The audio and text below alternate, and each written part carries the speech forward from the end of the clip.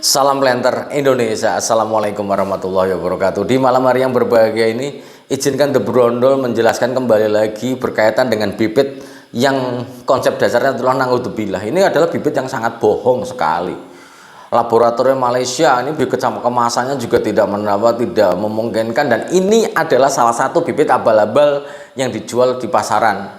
Sekali lagi sahabat The Brondol semuanya, hati-hati dalam pembelian kecambah, dan pastikan sahabat-sahabat The Brondol semuanya membeli kecambah adalah berasal dari balai resminya.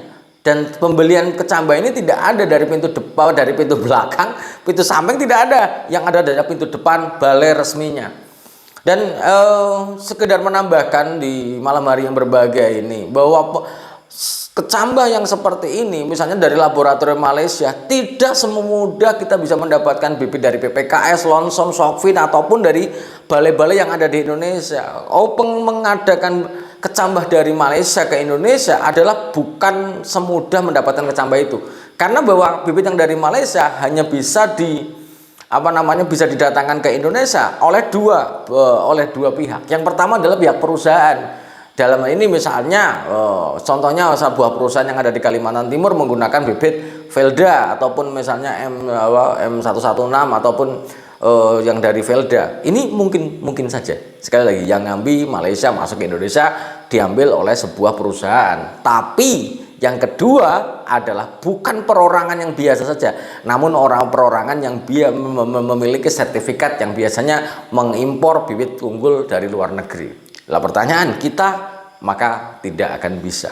Sehingga sahabat The Brondol semuanya, berbicara tentang bibit kecambah abal-abal ini masih banyak yang beredar di masyarakat. Sekali lagi, kunci dari pembelian kecambah adalah membeli dari balai resminya. Ciri-ciri dari balai resminya, yang pertama, pastikan transaksi dengan nomor perusahaan. Jika tidak bertransaksi dengan perusahaan, maka tanda-tanda yang tidak tepat. Jika memang ragu-ragu, WA The Brondol saja. Benar nggak Pak Pendi?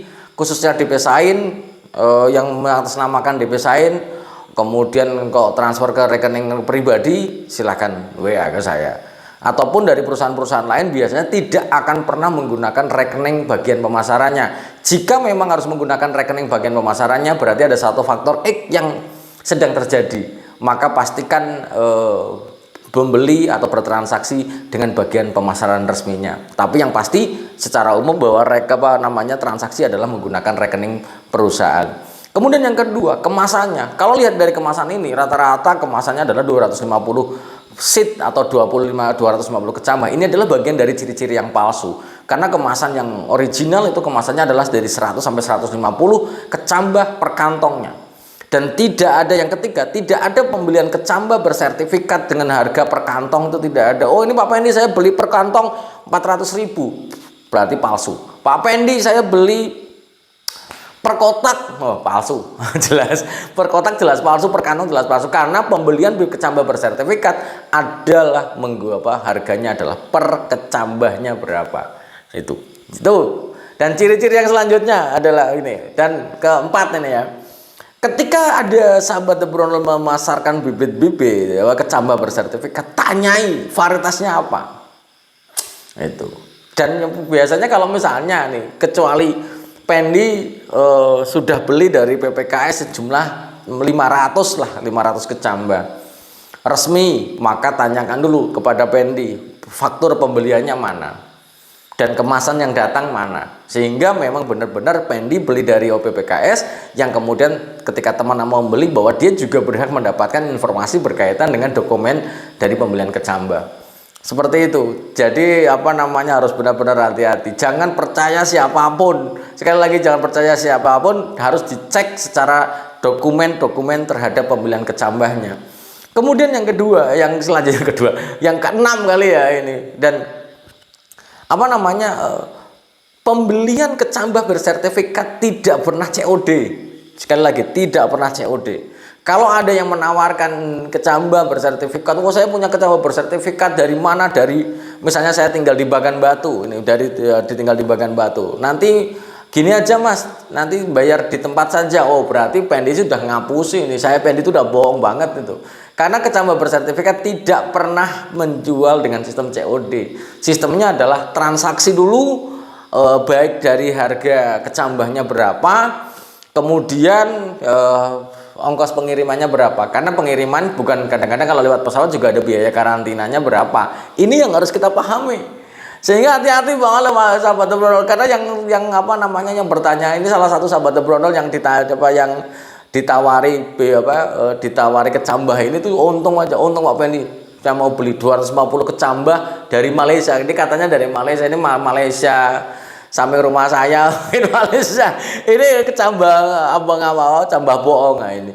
Sehingga sekali lagi jangan percaya siapapun untuk membeli ininya, dan dan saran saja ketika ada penjual misalnya masih beli sama saya, Mas Ahmad, ini adalah kecambah yang unggul, ini dari PPKS gini. Tanyanya ada kata kunci yang mereka juga kadang-kadang nggak paham. Jenisnya apa? Varietasnya apa ya Mas? Nah, varietasnya apa? Oh 239. 239 ini pelepahnya panjang atau pendek? Makanya kuncinya adalah bagi sahabat The Brondol yang mau beli kecambah bersertifikat, belajar dulu mengenai spesifikasinya untuk bisa mengetes orang-orang yang yang menjual bibit-bibit abal-abal seperti ini, supaya dia tidak menjamur ini. Kalau saya lihat menjamur, banyak sekali yang laporan ada orang-orang tertentu yang membawa bahkan satu kotak besar, kotak kayu. Ini banyak sekali yang menjual ini. Sehingga sekali lagi sahabat The Brondol hati-hati, karena luar biasa penjualannya ataupun gerak mereka sangat cepat sekali. Dan yang terakhir, maka saya sampaikan kembali lagi, tidak pernah kecambah bersertifikat dijual melalui online shop. Online shop dalam artian adalah mengenai marketplace, itu tidak pernah. Baik dari Lazada, Shopee, kemudian Tokopedia, kemudian ada Bukalapak, itu tidak ada. Kalau ada yang jual itu berarti dia udah palsu, jelas palsu. Maka tidak dibenarkan membeli dari seperti itu. Lah, bagaimana Pak Pendi kalau penjualnya adalah marjal? Misalnya Pendi ini seorang yang, ya karena di fenomena marjal di Indonesia adalah hal yang lumrah saja ya, yang juga mencari keuntungan dari membeli kecambah bersertifikat kemudian jual kembali adalah hal yang sah-sah saja. Dan di Indonesia sah-sah saja. Sebagai contoh, saya membeli DPSN 1 Kalabar sebanyak 5.000. Dan sudah saya transaksikan seandainya, dan semoga pengurus DPSN membuka diri untuk kebutuhan masyarakat ke depannya ini.